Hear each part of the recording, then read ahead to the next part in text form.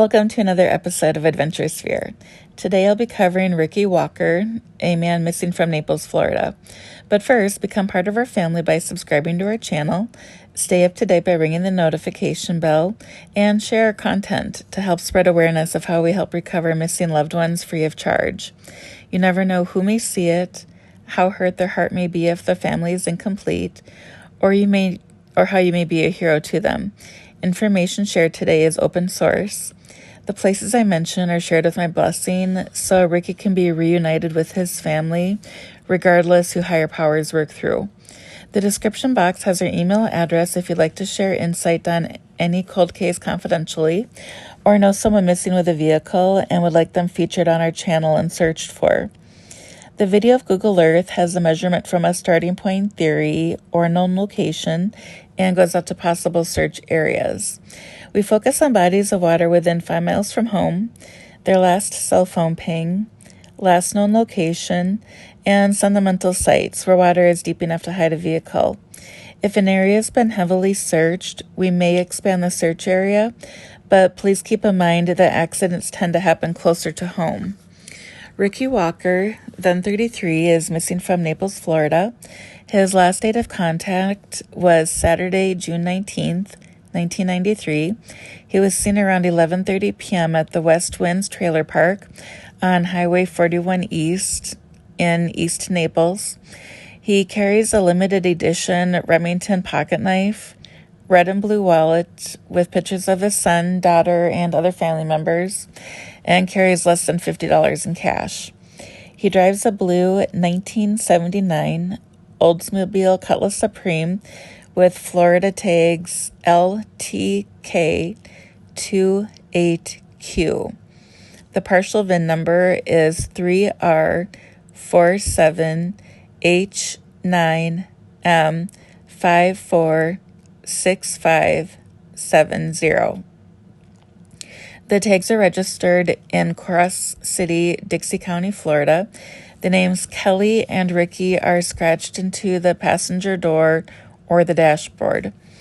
Detective Bill Still can be reached at 239-252-9300. He's with the Collier County Sheriff's Office. The Charlie Project has Richard Walker's date of birth as February 28th, 1960. As a child, he suffered from a kidney disorder known as Bright's disease, which is contemporarily known as nephritis. In 1836, Richard Bright was the first to describe the inflammatory disease, which also hardens the kidneys, factors into hypertension, and blood in the urine.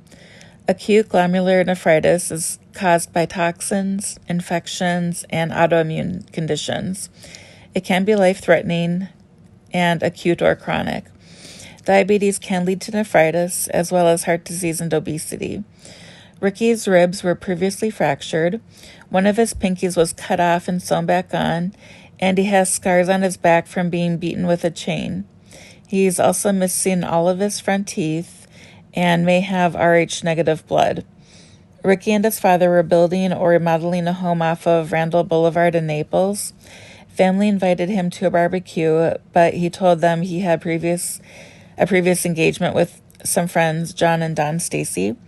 Don told police that Ricky became intoxicated while visiting, so Don drove Ricky's car into the park and back to his trailer.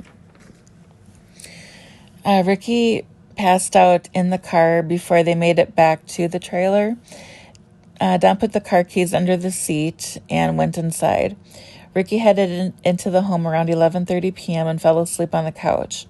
It was the last time anyone saw him. Ricky and his vehicle were gone by the time John and Don woke up. Ricky had a 1989 Marlin 330 rifle in the back seat that he had purchased at Walmart. The vehicle was in poor condition. Like the car, the rifle hasn't been recovered. Ricky's brother reported him missing June 21st. John and Don were interviewed and are not considered suspects in Ricky's disappearance. There was speculation he was killed during a drug deal or murdered while trying to sell his gun, but the theories remain unproven. Ricky's brother works in law enforcement and received a lead that Ricky was buried behind the Super D convenience store near the West Winds trailer park in the mid-1990s. A nearby canal was drained, but only canine remains were discovered. Similar to Robert Long, who is missing in Richmond, Virginia, Ricky was illiterate. Ricky dropped out of the Lely High School while in 9th grade. Ricky's father taught him how to read after he discovered that he was illiterate. He worked as a painter and carpenter at the time of his disappearance. He won custody of his 2 children and was close to them. Ricky didn't instigate fights, but he wouldn't shy away if he was provoked. He was arrested for marijuana twice. He loved hunting and fishing. His family said it was uncharacteristic for him to leave without warning. The Doe Network was stated that Ricky was believed to be a victim of foul play. His body may be in Florida or en route to Brownsville, Springsville, or Corpus Christi, Texas. He could also be near a cemetery with the letter M in its name. The rifle was purchased February 22nd in 1989 and has a camouflage carrying case. The Miller Extension Road used to be used as a shortcut to get onto Highway 41.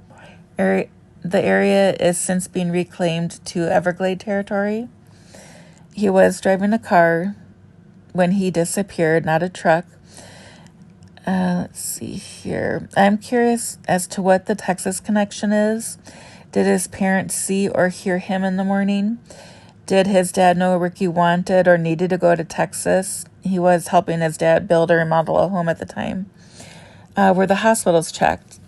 If he was drinking alcohol, it would lead to dehydration, which will increase his kidney problems, the hypertension, and the possibility of a heart attack or cardiac arrest.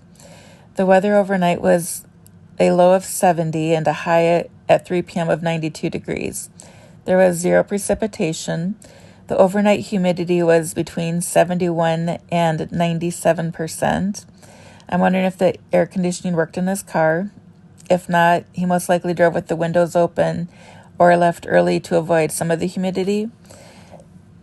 I'm curious to the home address of his parents to check water around there. If he had any errands to do that day, perhaps involving a trip to a hardware store. Oh, and then the HIPAA privacy laws, they were enacted in 1996. Ricky disappeared in 1993, so the hospitals could release information if he was there at the time. I would like to search the Emmanuel Community Park. There is water near the C&S irrigation services, the corners of Everglades Boulevard North and Oil Well Road. There's water at the Pegasus Way that might be a form of a quarry to look into. It's 17 miles to the Gulf of Mexico, so there's a lot of water there we can search. And I'd like to look at the water near the parents' home, the Randall Boulevard home, any water around a hardware store, and water around the hospitals.